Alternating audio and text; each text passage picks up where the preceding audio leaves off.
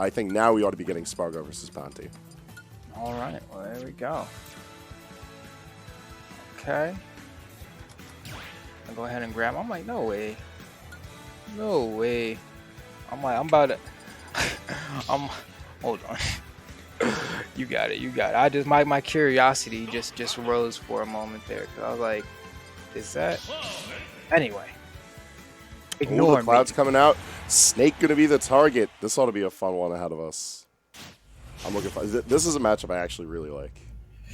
Yeah, I love casting Snake in general. Just because, you know, he's fun. But what was you going to say? I don't know. Like, Snake is one of those characters that invites, I feel, a very heavy visual spectacle. But when you actually are on the sticks against a Snake, can get grueling. Just straight up. Because look at all of the stuff that Spargo has to fight through just to get to Panti. I was like, did I really say Spargo look like Chippy? Is that? that's what I'm like, no way. That's been sitting on me for a minute. But anyway, hopping into the game, looks like Spargo already going off pretty strongly here. So far, has a good amount of damage racked up using, oh my gosh, the hard call out on the double jump with the quick forward air, and it doesn't really show any signs of stopping. Yeah, no fear in these placements. Just hopping absolutely everywhere. Even trying to get the call out with the limit climb hazard, but we're not going down that easy.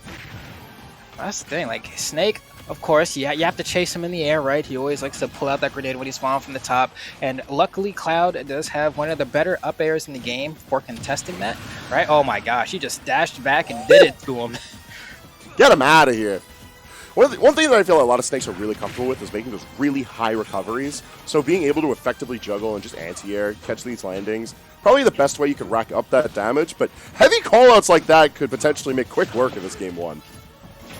Okay, and it doesn't really show signs of stopping. Has the limit here. Throws out the blade beam. It's going to whiff, which is actually going to be a pretty happy time for Panti here, as he's going to go ahead and try to extend that as much as he can. I mean, we're heading toward the territory. We're going to be looking for that up tilt, of course. The up air through the platform, apparently, is going to be what seals the deal. And it's actually a pretty efficient KO as well. So we're going to see Spargo in hot pursuit. No signs of slowing down immediately. Oh my gosh, get bodied. Wow. Yeah, no, on the hunt. It's like we were talking about earlier. Just so much confidence with where to position himself, what moves to pick in what scenarios. Like, going out that deep with forward air that high, while Snake is trying and very much willing to just run away as high as possible. Crazy. But, like, it makes sense, right? Because, I mean, Snake does have, like, some really fast aerials. Like, down air, yeah, that one's quick.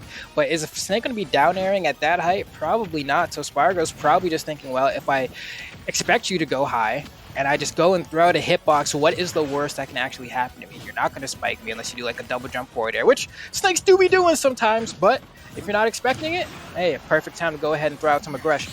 Yeah, no, it's definitely solid recognition for your matchup. Because if you're in the air like that with Snake and he's facing you, you have nothing to worry about. Because if he's pulling grenade's behind him. If he's trying to back air you, that's not hitting you. But you know what's hitting? That down air, through the cypher, through the stage. Get him out of here. That's a very quick game one. Yeah, Spargo, pretty easy game for my homie there. Just chilling with the AirPods in, listening to his favorite soundtrack. But honestly, the down air convincing, that entire game convincing, was able to really exert that aggression at a frequency that I don't think Panti was attuned to, right? It was just like going out off stage with the double jumps, getting the down air right there for the final blow, because that's a pretty safe one to throw out there, right? If Snake is ever recovering low, which is, as you can see, why Snake generally doesn't want to do that, you can either just hit him through the stage with like a down air like that, or extend your attack with the Cypher's hitbox, and then it becomes a tough time. Definitely.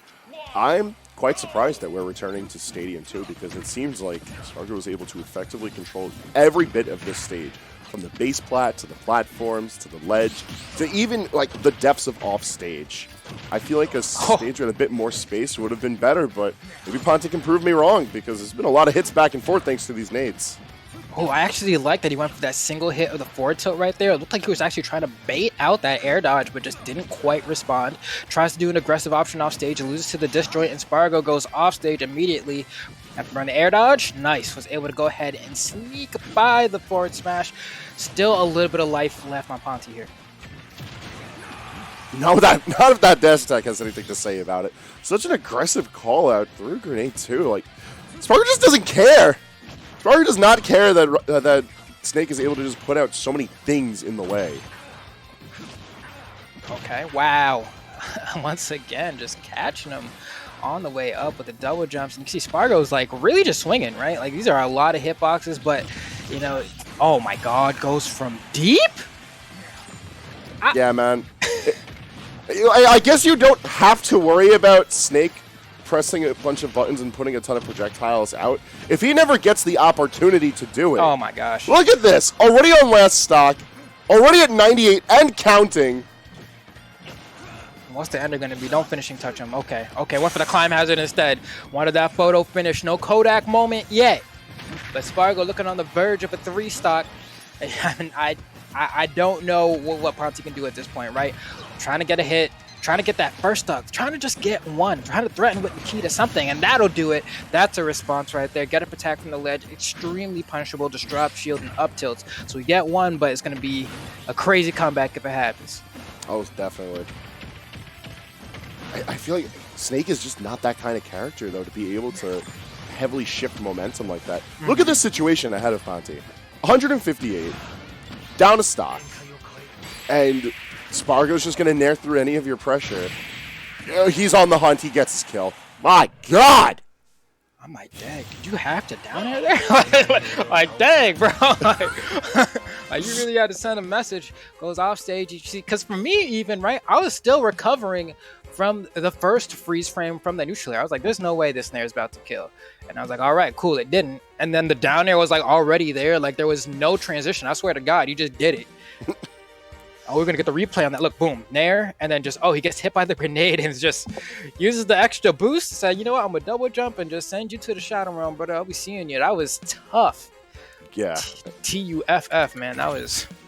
Once again, it's another display of force from one of the top names in this tournament.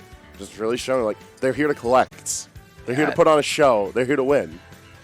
Probably seeded to go up against Chag in Winners Finals is all I can assume.